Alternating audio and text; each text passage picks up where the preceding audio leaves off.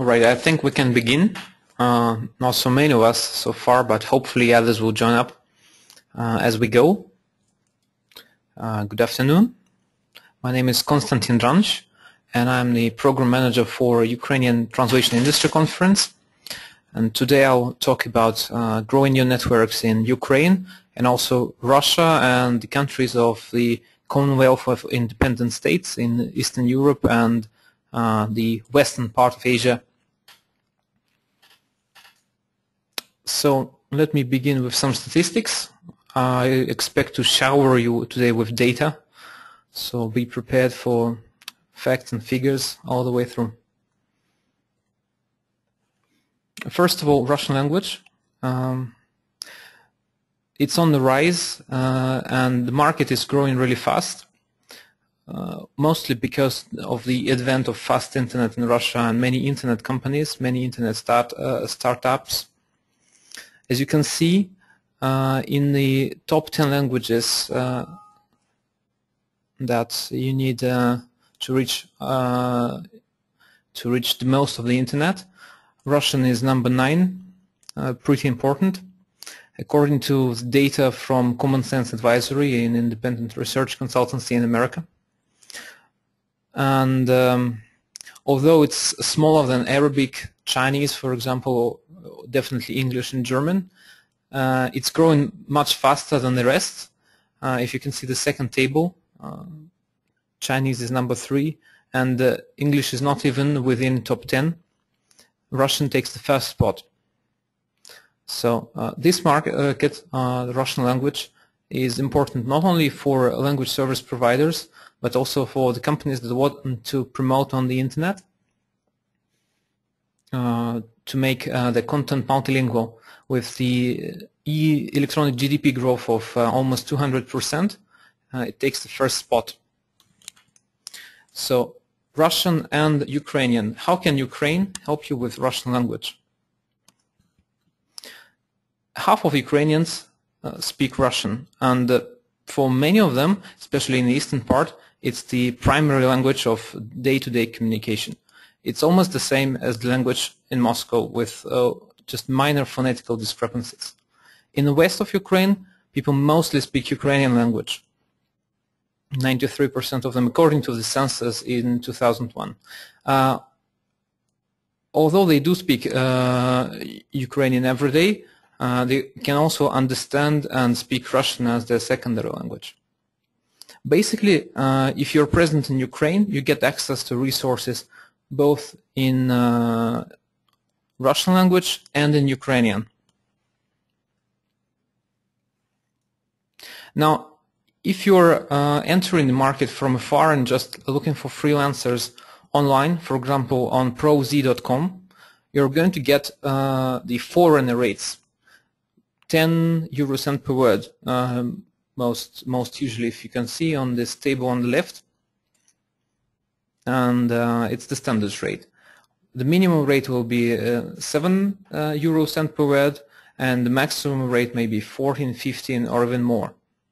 However, if you enter the market and gain some awareness of what happens within, you get access to resources at much better prices, well, pretty low on the world scale. If you can see, the agencies in Kiev offer translations from Russian to English and from English to Russian at 2 euro cents per word.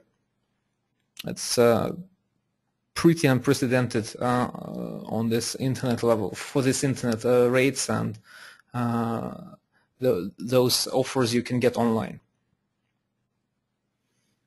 How can agencies cope with providing services with 2 euro cents per word? Where do they get their margins? So if you have a look at this slide, you can see that the staff translators' wages are around 350 euros for most of cities in eastern Ukraine, of Dnipropetrovsk, Donetsk, Kharkov. The wages are pretty low. The data is taken from a Russian job search statistics tool, so it lists the prices in rubles, and you can see euros at the top, increments of 250 euros. In Moscow, a staff translator would cost 1,000 euros, in St Petersburg 750, and once you cross the border to Ukraine, the wages are much lower. Typical tax for employees in Ukraine is around 55%. So if you want to see how much a translator would cost you had you had an office in Ukraine, that would be multiplied by 150%. However, even with the tax, if you cut down on 2 cents per word, it turns out it's less than 2 cents per word. Actually 1 cent or 1.5 cents per word, including taxes. This advantage of low wages has been spotted first in the IT industry, and as you can see from this table, the IT outsourcing industry in Ukraine has been growing very steadily over the last 10 years. It doesn't list data for 12 and 13, but hopefully next year it will come. And it goes on growing. Just because the salaries are lower, Ukraine is located in the center between Russia and Europe. It doesn't require foreigners to obtain a visa to enter.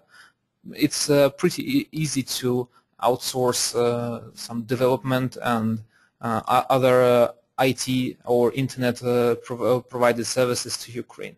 Just think of Ukraine as Ukraine for Russia is just like India for United States, although it's not a very pleasing approach, but it is so. Wages are lower, so costs are lower as well.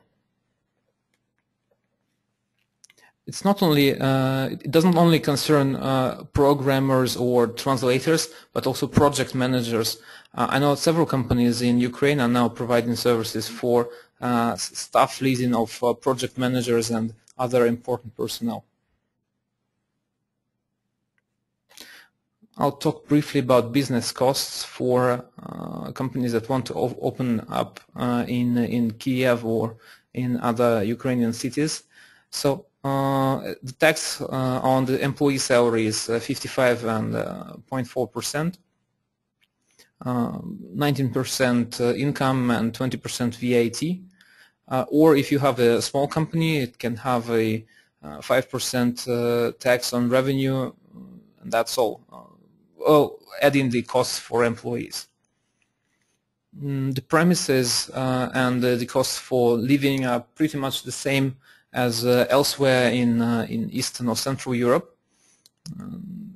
A square meter of an office in downtown or Kiev would cost 15.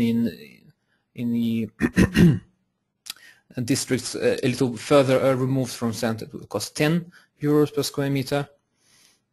So it's pretty affordable, pretty much the same you might get in Slovakia, in Czech Republic or elsewhere.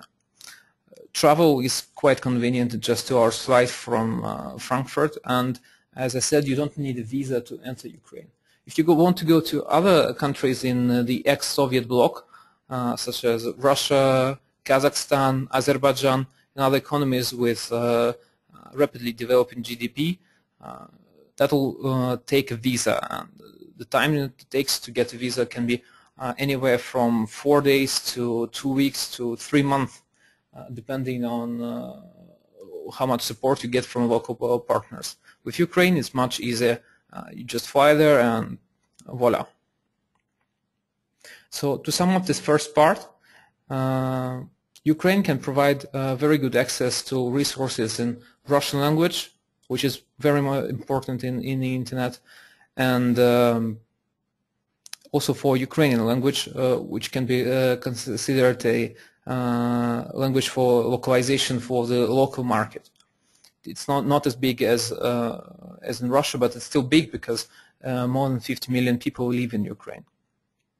Now, if you know the market and understand the pricing system here, you get 5 times better rates than when you buy from online without any local connections or partners.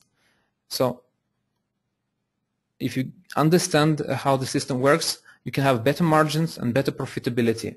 So this is the time to get to know the market. Over the last 5 or 6 years, most Russian bigger translation companies, LSP turn MOV, have opened up production branches in Kiev. I would name such companies as Logres, Janus, Ebilinguistic Services, TransLink, all of them over 8, 10, $12 million in annual revenue. They're pretty noticeable on a world scale, and as a part of the strategy, they decided to go to Ukraine and cut their costs by having production in Kiev. Of the Western companies, I don't think that any companies from Central or from Western Europe have ever even considered opening up branches because they don't have local connections. And there was no access to local connections, maybe except social networking. But now you have a chance, and this chance comes in the form of the Ukrainian Translation Industry Conference, which I represent. It's the first ever event in Kiev, which targets both translation specialists and agencies and businesses. And let me talk about a little bit. We've been working for over 7 months to bring together a big team of international and local speakers, which have both speakers from among the freelancers and from the Russian and Ukrainian translation agencies. At the moment we have over 300 registered participants. Most of them have paid already, others are paying, so the audience will exceed 300. We'll have tracks for freelancers, agencies, and for technology providers, because there are many technology providers for translation businesses in Ukraine. They offer some products which cannot be found elsewhere, not Kilgrey, not Plunet, or whatever companies go to each industry conference there is in the world. It's you can regard it as a hidden gem. The sessions will be interpreted into English simultaneously, so there won't be any language barrier. And as I said many times before, this is the only CIS event for which Europeans and Americans don't need a visa. You can engage both in the sessions, in the program, and get a local content, or spend more time on networking and find time with Kiev with your possible partners on board the Rosa Victoria boat on the river Dnieper, and in the couloir of the hotel where it will take place. We're looking for exhibitors and sponsors, so if you have any interest in coming in force, please contact me at content@utic.eu. And please feel free to join the fun in Kiev. It's in 1 month, 18th and 19th of May. There is still time to register and to bring it all together. Please consider this option for your business to improve your provider base for Russian and Ukrainian languages. So I think I'll conclude my presentation here, and let's proceed to your questions.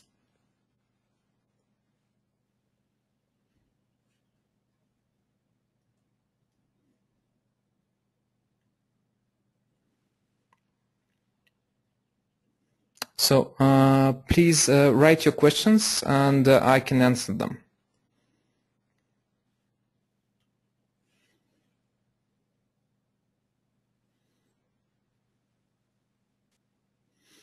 So far, no questions, just a technical one.